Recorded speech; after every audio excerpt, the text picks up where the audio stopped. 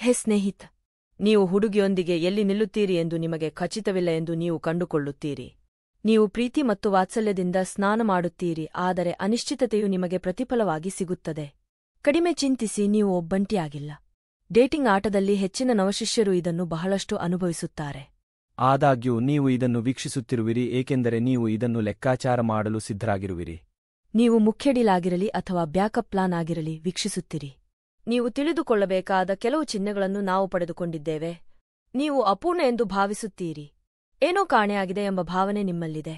ಆಕೆಯ ಜೀವನದಲ್ಲಿ ನಿಮ್ಮ ಸ್ಥಾನವನ್ನು ನೀವು ಅನುಮಾನಿಸಿದರೆ ಇದು ಶಕ್ತಿಯುತವಾದ ಸಂಕೇತವಾಗಿದೆ.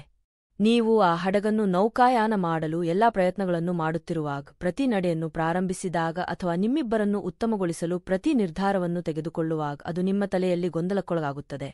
ಸಿಕ್ಕುಹಾಕಲು ಎರಡು ಬೇಕು, ನಿಮಗೆ ಗೊತ್ತಾ?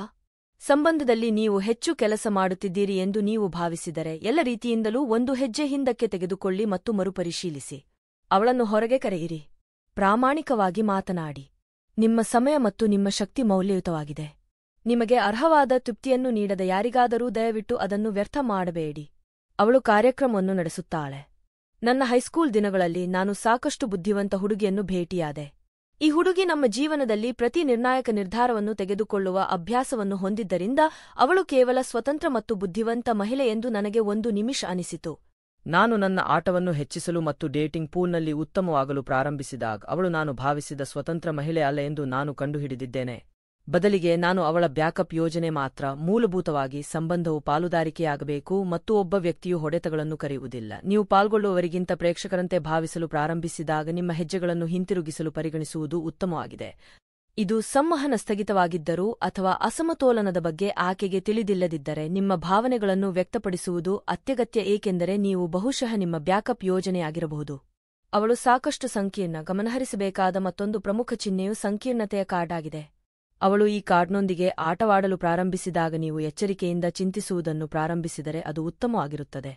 ಸಂಕೀರ್ಣತೆಯು ಬಹಳ ಆಸಕ್ತಿದಾಯಕವಾಗಿದ್ದರೂ ಇದು ಅಸಂಗತತೆ ಅಥವಾ ಗೊಂದಲಕ್ಕೆ ಒಂದು ಕ್ಷಮಿಸಿ ಇರಬಾರದು. ಅವಳು ಅಸ್ಪಷ್ಟವಾಗಿ ತೋರುವ ರೀತಿಯಲ್ಲಿ ವರ್ತಿಸಿದರೆ ಅಥವಾ ಅವಳ ಜೀವನದಲ್ಲಿ ನಿಮ್ಮ ಸ್ಥಾನವನ್ನು ಸಾರ್ವಕಾಲಿಕವಾಗಿ ಊಹಿಸುತ್ತಿದ್ದರೆ ನಂತರ ಗಮನ ಕೊಡುವುದು ಸೂಕ್ತವಾಗಿದೆ.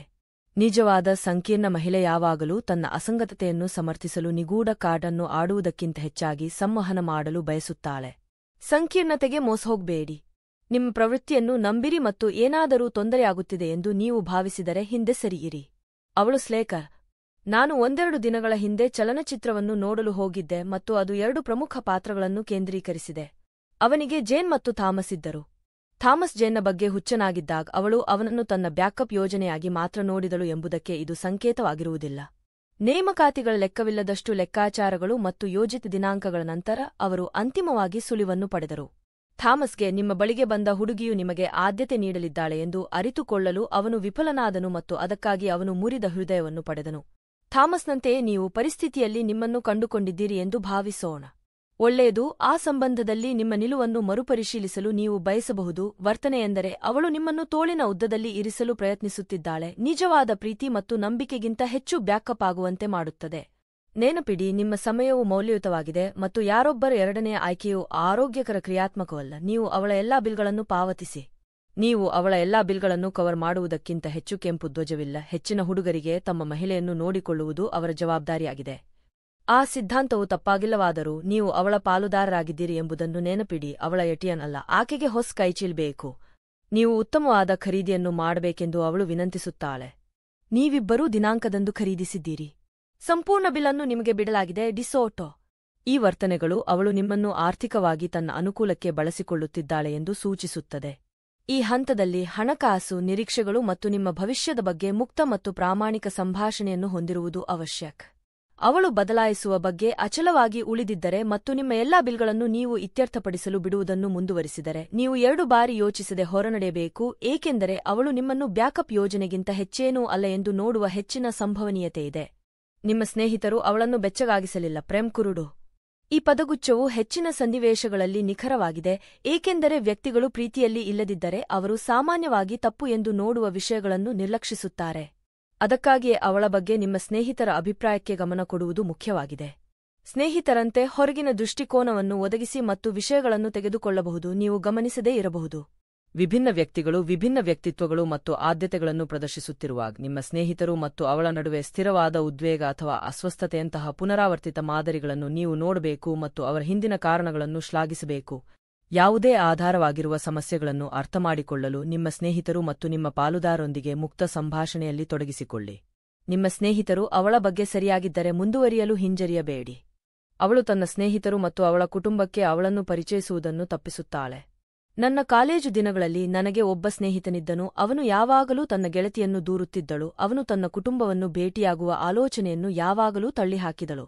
ಆಗ ಅವಳ ಕ್ಷಮಿಸಿ ಅವರು ಆಕೆಯ ಕುಟುಂಬ ಅವನನ್ನು ಭೇಟಿಯಾಗಲು ಸಿದ್ಧರಿರಲಿಲ್ಲ. ಆ ಸಮಯದಲ್ಲಿ ಅವಳು ಮದುವೆಯಾಗಲು ಯೋಜಿಸುತ್ತಿದ್ದ ಯಾರನ್ನಾದರೂ ಅವಳು ಈಗಾಗಲೇ ಹೊಂದಿದ್ದಳು ಮತ್ತು ಅವರ ಸಂಬಂಧವು ನಿಜವಾದ ಪ್ರೇಮ ಆಸಕ್ತಿಯಾಗಿ ಸಂಭವಿಸದಿದ್ದರೆ ಬ್ಯಾಕಪ್ ಪಾತ್ರವನ್ನು ವಹಿಸಲು ನನ್ನ ಸ್ನೇಹಿತ ಮಾತ್ರ ಇದ್ದಳು. ಗಡಸುತನ ನೀವು ಅವಳನ್ನು ಕರೆಯಬಹುದು, ಆದರೆ ಚಿಹ್ನೆಗಳು ಯಾವಾಗಲೂ ಇದ್ದವು. ಆದ್ದರಿಂದ ಮರೆತು ಕೆಲವರು ಹೇಳಲು ಹೊರಟರು. ಒಬ್ಬ ವ್ಯಕ್ತಿಯಾಗಿ ಒಬ್ಬ ಹುಡುಗಿ ತನ್ನ ಆಪ್ತ ಸ್ನೇಹಿತರು ಅಥವಾ ಕುಟುಂಬವನ್ನು ಭೇಟಿ ಮಾಡುವ ಅವಕಾಶವನ್ನು ನಿರಾಕರಿಸಿದಾಗ ಅವಳೊಂದಿಗೆ ನಿಮ್ಮ ಸಂಬಂಧವನ್ನು ಮರುಮೌಲ್ಯಮಾಪನ ಮಾಡಲು ನೀವು ಪರಿಗಣಿಸಬೇಕು. ನಿಮ್ಮನ್ನು ನಿಜವಾಗಿಯೂ ಪ್ರೀತಿಸುವ ಹುಡುಗಿಯಾಗಿ ನಿಮ್ಮ ಸಾಮಾಜಿಕ ವಲಯದಿಂದ ನಿಮ್ಮನ್ನು ದೂರವಿಡಲು ಯಾರೂ ಪ್ರಯತ್ನಿಸುವುದಿಲ್ಲ. ಅಸ್ಪಷ್ಟ ಭವಿಷ್ಯದ ಮಾತುಕತೆಗಳು ನೀವು ಬ್ಯಾಕಪ್ ಯೋಜನೆಯನ್ನು ಮಾಡಿದ್ದೀರಿ ಎಂಬುದಕ್ಕೆ ಮತ್ತೊಂದು ಸಂಕೇತವೆಂದರೆ ಅಸ್ಪಷ್ಟ ಭವಿಷ್ಯದ ಮಾತುಕತೆಗಳು. ಈ ರೀತಿ ನೋಡಿ, ನೀವು ತುಂಬಾ ಪ್ರೀತಿಸುತ್ತಿರುವ ಹುಡುಗಿಯೊಂದಿಗೆ ಸಂಭಾಷಣೆಯಲ್ಲಿ ತೊಡಗುತ್ತೀರಿ ಮತ್ತು 5 ವರ್ಷಗಳ ನಂತರ ಮದುವೆಯಾಗುವ ನಿಮ್ಮ ಯೋಜನೆಗಳ ಬಗ್ಗೆ ಮಾತನಾಡುತ್ತೀರಿ. ನಿರ್ದಿಷ್ಟ ಸಂಖ್ಯೆಯ ಮಕ್ಕಳನ್ನು ಹೊಂದಿರಿ, ನಿರ್ದಿಷ್ಟ ಸ್ಥಳದಲ್ಲಿ ನೆಲೆಸಿ ಮತ್ತು ಅವಳು ಪ್ರತಿಕ್ರಿಯಿಸುವ ಎಲ್ಲವೂ ಇದರ ಅರ್ಥವೇನೆಂದು ನೋಡೋಣ. ಸ್ನೇಹಿತರೆ, ಅವರು ನಿಮ್ಮ ಸಂಬಂಧವನ್ನು ನೀವು ನೋಡುವ ರೀತಿಯಲ್ಲಿಯೇ ನೋಡುತ್ತಿಲ್ಲ ಎಂದು ಹೇಳಲು ನಿಮಗೆ ಯಾವುದೇ ಕ್ಷಮಿಸುವ ಅಗತ್ಯವಿಲ್ಲ. ಅನುಭವದಿಂದ ಆಕೆಯೊಂದಿಗಿನ ನಿಮ್ಮ ಭವಿಷ್ಯದ ಸಮಯದ ಎಲ್ಲಾ ಸಂಭಾಷಣೆಗಳಿಗೆ ನಾವು ನೋಡುತ್ತೇವೆ ಅಥವಾ ಬಹುಶಃ ಒಂದು ವಿಷಯ ಮಾತ್ರ ಒಳಗೊಂಡಿರುವಂತಹ ಪದಗಳೊಂದಿಗೆ ಉತ್ತರಿಸಿದರೆ, ಅವಳು ತನ್ನ ಭವಿಷ್ಯದಲ್ಲಿ ನಿನ್ನನ್ನು ನೋಡುವುದಿಲ್ಲ.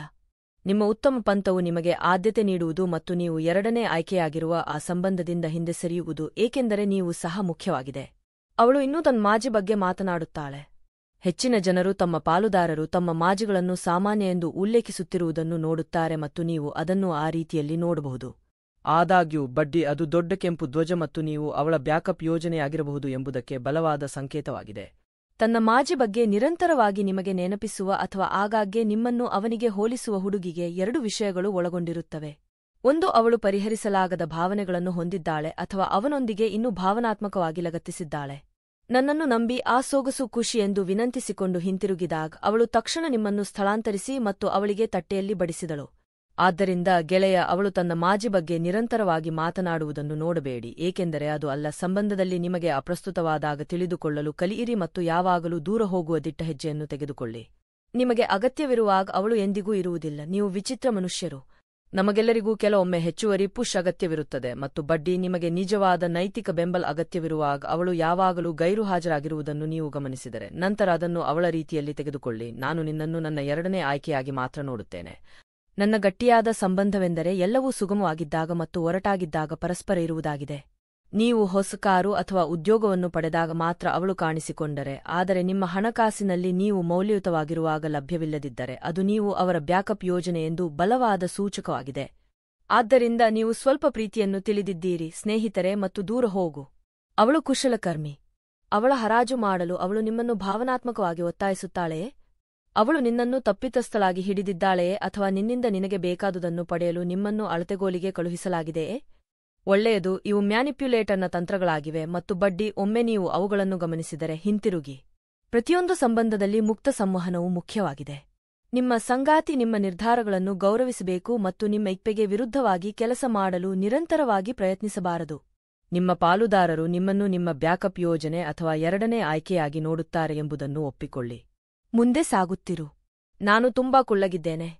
ಜೀವನವು ತುಂಬಾ ಚಿಕ್ಕದಾಗಿದೆ ಮತ್ತು ನಮ್ಮನ್ನು ಪ್ರಾಮಾಣಿಕವಾಗಿ ಪ್ರೀತಿಸುವ ಮತ್ತು ಮೆಚ್ಚುವ ಜನರೊಂದಿಗೆ ನಾವು ಅದನ್ನು ಕಳೆಯಬೇಕು. ಆದ್ದರಿಂದ ಬುಡ್ಡಿ, ತಮ್ಮ ಜೀವನದಲ್ಲಿ ನಿಮ್ಮನ್ನು ಹೊಂದಲು ಏನು ಬೇಕಾದರೂ ಮಾಡುವ ಬಹಳಷ್ಟು ಸುಂದರ ಹುಡುಗಿಯರಿದ್ದಾರೆ. ನಿಮ್ಮನ್ನು ಬ್ಯಾಕಪ್ ಯೋಜನೆಯಂತೆ ನೋಡುವ ಯಾರಿಗಾದರೂ ನಿಮ್ಮ ಸಮಯ ಮತ್ತು ಶಕ್ತಿಯನ್ನು ವ್ಯರ್ಥ ಮಾಡಬೇಡಿ. ಸಂಬಂಧದಲ್ಲಿ ಯಾವುದೇ ಫೌಲ್ ಪ್ಲೇ ಅನ್ನು ನೀವು ಗಮನಿಸಿದಾಗ ಮುಂದುವರಿಯಲು ಕಲಿಯಿರಿ.